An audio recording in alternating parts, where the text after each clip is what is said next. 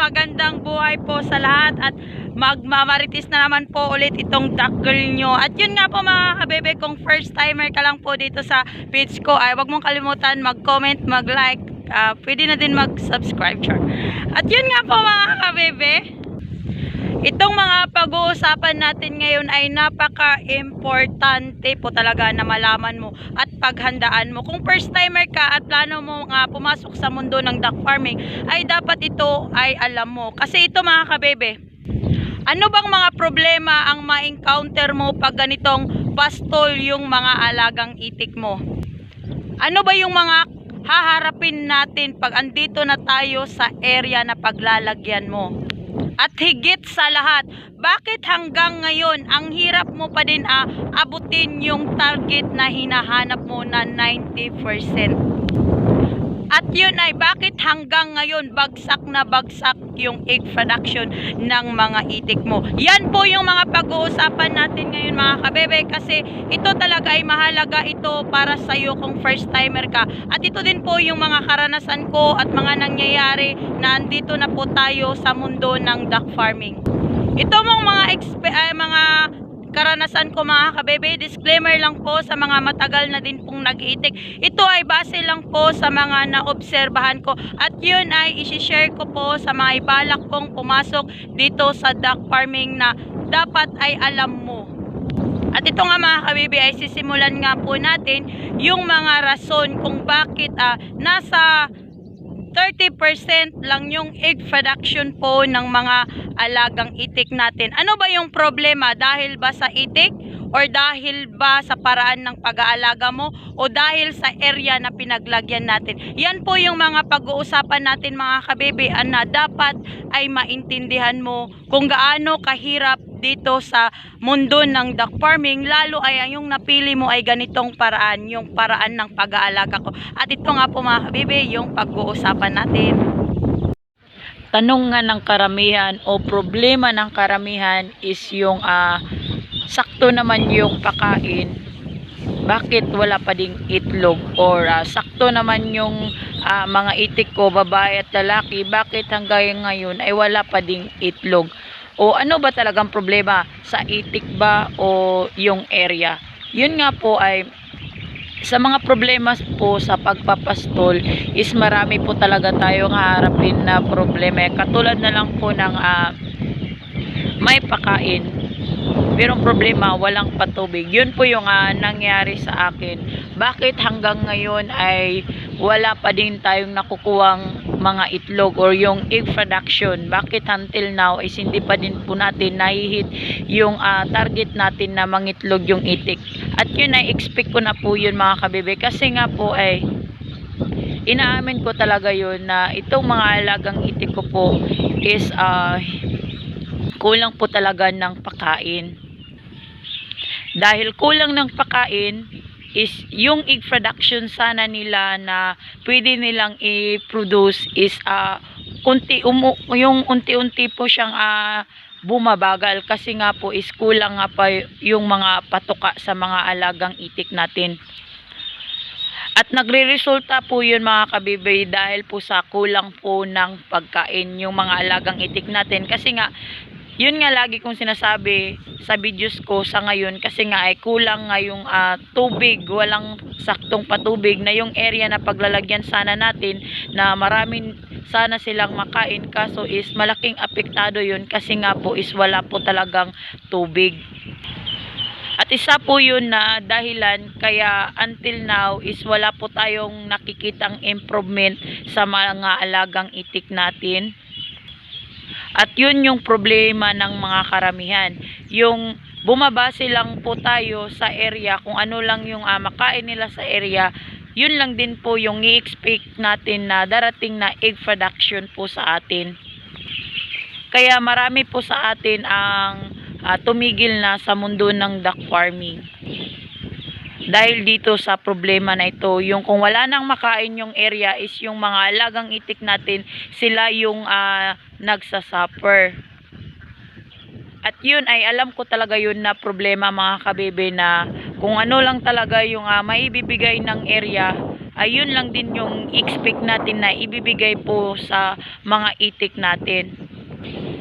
Kaya nga po ay may feeds po na duck layer para sa mga alagang itik natin. In kaso po ay walang makain yung area or may makain man pero konti lang is mapapakain pa din po natin yung mga alagang itik natin na hindi po sila mangayayat. Yun po yung solusyon para yung mga alagang itik natin is makabuo po ng egg production. Kahit po ay walang makain sa area na pinaglagyan natin na ipapastol, importante ay may paliguan po yung mga alagang itik natin.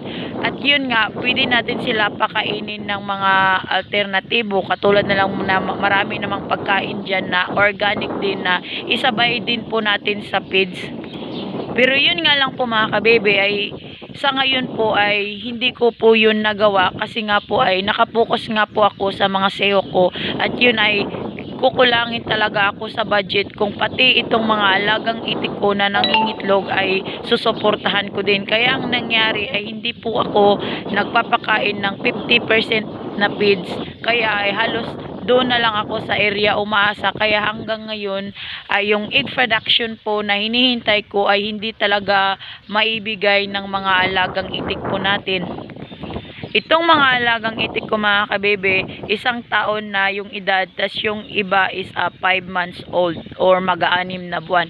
Sa ganyang taon sana mga kabebe, kung sakto lang po ng patuka itong mga alagang itik natin, nasa 90% talaga yung egg production nila kasi nga po is bata pa yung mga alagang itik natin. Pero sa nangyari po sa ngayon is mga 3 months na din po yung nakaraan na nakatikim po tayo ng tibat-ibang itlog na yung itik ko po noon na ngayon na 1 taon na ay nakaani din po talaga tayo ng 90% na egg production na galing lang po talaga yun sa free range area or organic na pagkain na hindi po tayo nagpapakain ng feed. So ngayon po na medyo marami-rami na itong mga alagang itik natin, so ang nangyari ay nag-aagawan po sila ng pagkain dito po sa area na pinaglagyan natin. Ito din po yung disadvantage po pag marami kang itik mga kabebe.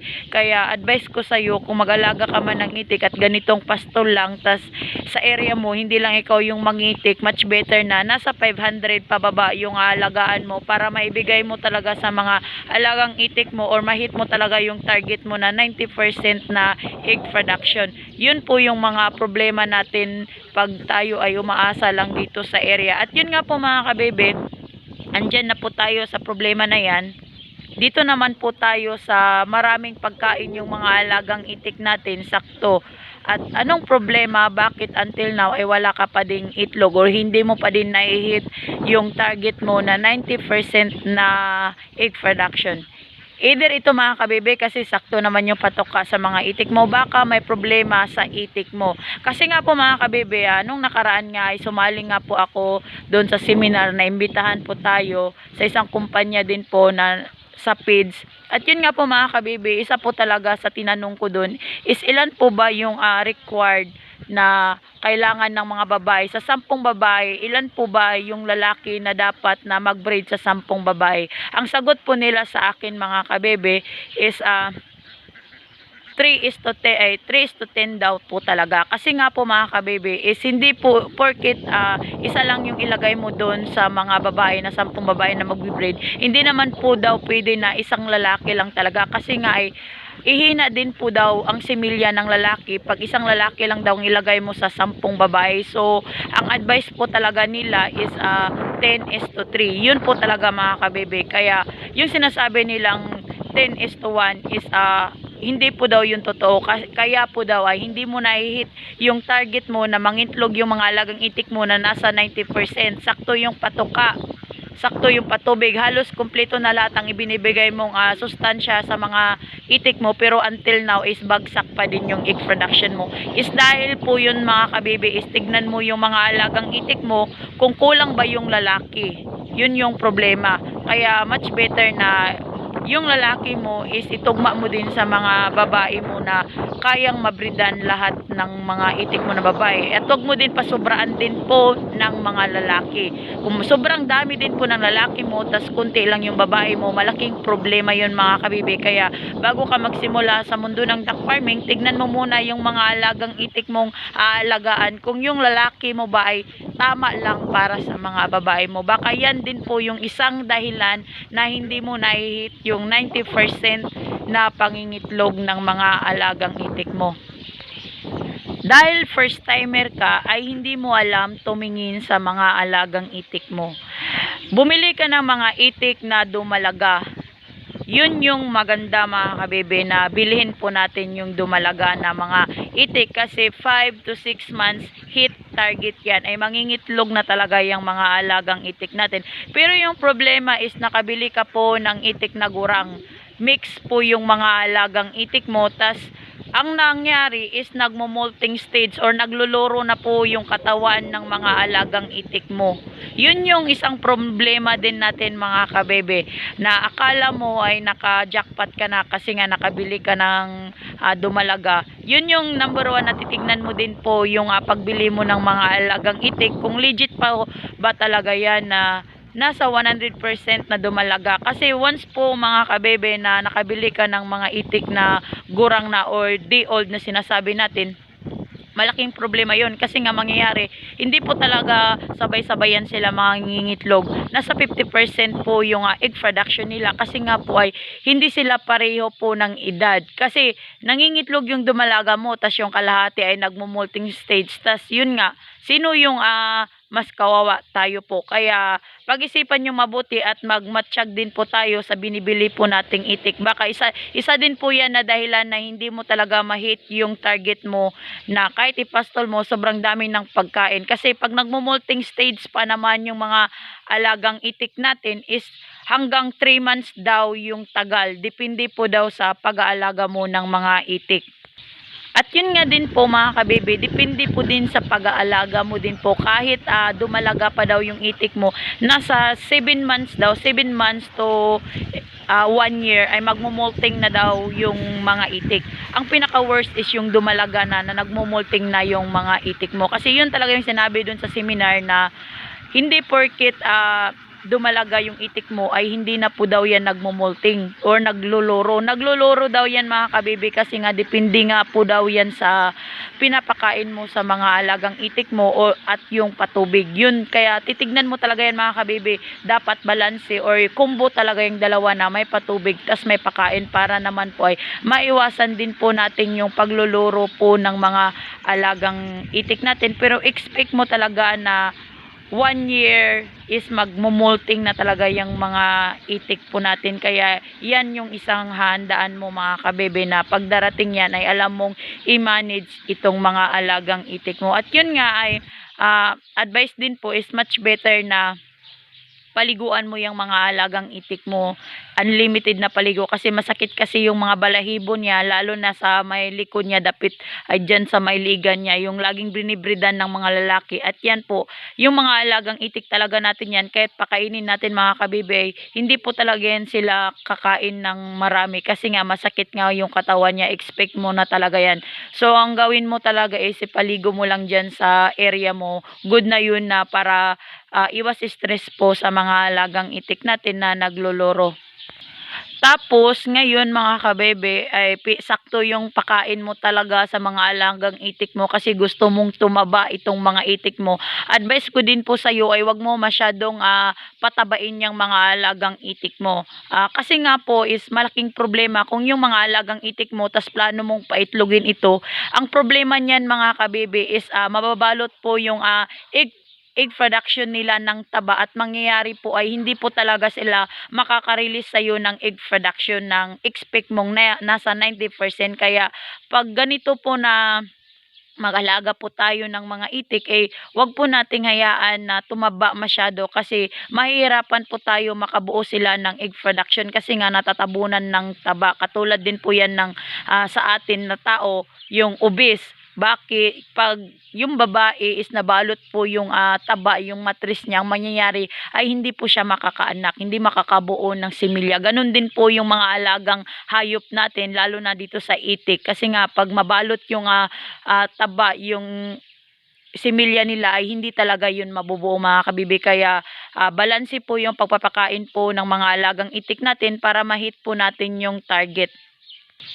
Tapos ganito, ngayon nga po mga kabibi ay umiitlog na po yung mga alagang itik po natin. So ang nangyari is naengganyo ka sa ibang page kasi nga ay ganito nga ang nangyari. Nung nagkuhan ako sa seminar is nangingitlog po yung mga alagang itik niya, kaso lang yung mga itik niya is naka-poultry. So ngayon, sinubukan niya yung isang page. Una na page, yun talaga yung nagpapaitlog ng mga itik niya. So nangyari, nag-switch siya agad ng page. Ang nangyari po mga kabebe ay hindi niya dinahandahan na pagpapakain ng feed sa mga alagang itik niya. Binigla niya ng ibang brand na feed. So, ang nangyari is bumaba yung egg production po ng itik niya. Kasi nga po mga kababy ay hindi niya po tinignan yung posibilidad or paano ba mag-change feeding sa mga alagang itik, lalo na po ay nangingitlog po ito. So ngayon po mga kababy ay kasi first timer ka, tuturuan po kita. Pag ganito mga kababy na yung feeds na pinakain mo sa mga alagang itik mo ay ganitong brand, tas gusto mo mag-switch ng ibang brand, so dapat ang gawin mo is para hindi po bumaba or bumagsak yung egg production, ang dapat gawin mo mga kabibi is 25% lang muna yung ipapakain mo. Sa isang linggo mga kabibi, 25% hanggang sa mahit mo talaga yung 100% na pag-change feeding mo sa mga alagang itik mo na nangingitlog. Dapat gradually talaga mga kabibi hanggang mahit mo yung 75% na patok ka hanggang sa 100% na talaga. Kasi malaking problema yun pag nag-change feeding po tayo sa mga alagang itik natin or kahit anong klaseng hayop. Kasi nga ay yung ibang brand, yung isang brand na nauna na kinain nila, siyempre yun yung nakasanayan nila, tas i-change feeding mo sila sa ibang pagkain, siyempre sa lasa talaga mga kabibi, siyempre maninibago talaga yung mga alagang itik natin at hindi nila yun kakainin kasi ay ibang feeds na. So ang mangyayari kasi pinul feeds mo, hindi mo man lang dinahandaan, siyempre bababa talaga yung egg production. So dapat gawin mo, kung nagsisimula ka pa lang, ay gawin mo munang 25% yung pag-change feeding mo hanggang sa 75%. Sa isang linggo yan mga kabibi na i-maintain mo yung ganyan hanggang sa mahit mo yung 100% na change feeding. At sa ganun, yung mga alagang itik natin is maka-adjust. Kaya tuloy-tuloy yung egg production nila. Yun yung problema ng iba. Kaya kasalanan ng feeds kasyo ganito, ganyan. Kasi nga po mga kabebe, depende kasi yan sa'yo kung paano mo pakainin yung mga alagang itik mo. Kaya, yun nga, pag-isipan mong mabuti kung tama ba yung mga gagawin mo, baka it the end is magsisi ka. At yun nga po mga kabibi, yun nga yung mga problema natin dito sa area pag ganitong pastol po yung kakarapin natin. Kasi nga ay hindi nga po tayo naglalagay sa isang area, kung saan yung ani is andun din po tayo. Yun po yung sa akin po ay 100% po talaga tayong nagpapastol. Kasi nga dito naman po kasi sa area namin is malawak po talaga yung kapalayan. Kaya free po tayong nakakalagay kung saan natin gusto. Yun nga lang is yung problema lang natin is yung patubig tas yung patuka. Yun lang din, kung wala nang ani is ililipat na naman din natin yung area natin. Yun yung disadvantage po sa pag-aalaga ng pastol. Pero ang advantage din po natin mga kabebe, pag ganitong ipapastol din po natin itong mga alagang itik natin, is malaking tipid po talaga, lalo at wala kang taong kinuha kundi ay ikaw lang mismo ang nag-handle, is malaking tipid po talaga yun. Kasi nga pag ganitong maraming kuhol, kasi yung protina na hinahanap natin dun sa feeds ay maibibigay din po yun dito sa area sa pastol, sa paraan po ng pagkain nila ng mga kuhol. Kasi sa mga kapalayan po mga kabibi, may mga asula din dyan, may mga kuhol na pwede din po na itapat natin sa feeds na kailangan ng mga itik. Kasi pag kulang din po yung patuka na kinakain ng mga alagang itik natin, kulang din ng proteina, ang magreresulta po nun mga kabibi, yung eggshell po ng mga alagang itik natin is manipis. Manipis kasi nga ay kulang sila ng pagkain, kulang sila ng protina. So saan sila kukuha mga kabibi? Bakit nangangayayat yung mga alagang itik mo? Saan sila kukuha para may energy, para yung mga eggshell nila ay medyo kumapal? Syempre doon sa mga buto sa mga alagang itik natin, doon sila kukuha para may eggshell, yung eggshell po ng mga alagang itik natin ay medyo ma-support nila para mailabas nila. So sinong kawawa? Yung mga alagang itik natin. Kaya nangangayayat talaga yung mga alagang itik natin pagkatapos ng egg production. Kaya pagkatapos ng egg production mga kabibi, yung mga alagang itik natin ay magpapahinga yan sila ng 2 weeks or 1 week, ganyan po. Tas yun nga, patuloy pa din po natin silang ipavitamins at pakainin ng feeds or kahit anong pagkain. Kung pastol man, maraming pagkain sa area, di walang problema, mas malaking tipid yun. At yun nga po mga kabibi, yung mga isang babantayan natin dito po sa mundo ng duck farming, magmatsyag talaga tayo mga kabibi, kasi nga pag ganitong dito lang po tayo umaasa sa area is maganda ding points yun, basta tayo lang po na mga farmers, duck farmers, ay alam po natin yung tamang diskarte at paraan. Paraan lang po yan mga kabibi pag ganitong free range po talaga. Diskarte po talaga yung labanan dito at sipag. Kasi nga ay kailangan natin tingnan yung area, yung patubig, tas yung patoka. At yun lang muna sa ngayon mga kabibi, yung mga nakita nating mga problema dito sa area. Kaya pag ikaw may balak ka po ang pumasok dito sa mundo ng duck farming, ay pag-aralan mo muna yung bawat galamay o yung area na paglalagyan mo, kung swak ba sa budget mo yung paglalagyan mo. Baka kasi maglagay ka ng itik dyan tas walang saktong pakain, tas yun nga, kailangan mo silang pakainin ng feeds, no choice ka. So gawin mo yung mga sinasabi ko mga kabibi, advice lang po yun sa'yo. Ito pong sinasabi ko mga kabibi ay base lang po ito sa mga karanasan ko. Disclaimer lang po sa mga matagal na pong nag-aalaga ng mga itik. Ito nga po ay base lang po sa experience ko at ito ay binabahagi ko sa inyo, at sa ganun ay baka naman ay makatulong sa inyo kung nagbabalak po kayong pumasok dito sa duck farming. At yun lang po mga kabebe, sana nga po ay supportahan nyo itong videos ko, at ito lang po yung imamarites ng duck girl nyo. At yun nga po mga kabebe, sana nga po ay may natutunan po kayo sa pinag-usapan natin ngayon. At yun po mga kabebe, yung dapat din nating i-apply sa mga alagang itik natin. At yun nga ay malaking tulong yun. At yun nga po mga kabebe, ito po sa akin ay ito lang din po yung mga karanasan ko dito po sa area, sa field po. Ako lang po ay baguhan lang po sa mundo ng duck farming. At yun ay araw-araw po din po tayong pinag-aaralan kung ano pa po yung mas mabuto'y kakabuti po ng mga alagang itik natin. Yun ay pare-pareho lang po tayo ng goal. At yun din ay, yun nga, makatipid po tayo ng malaki. Yun din po yung nakaganda mga kabebe sa pastol. Kasi nga ay free nga po tayong nakakalagay.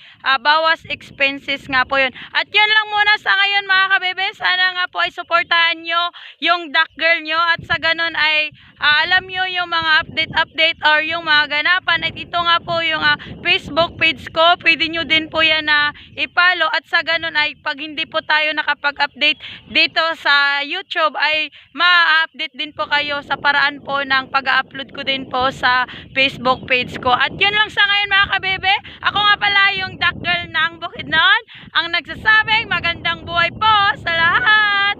Thank you for watching!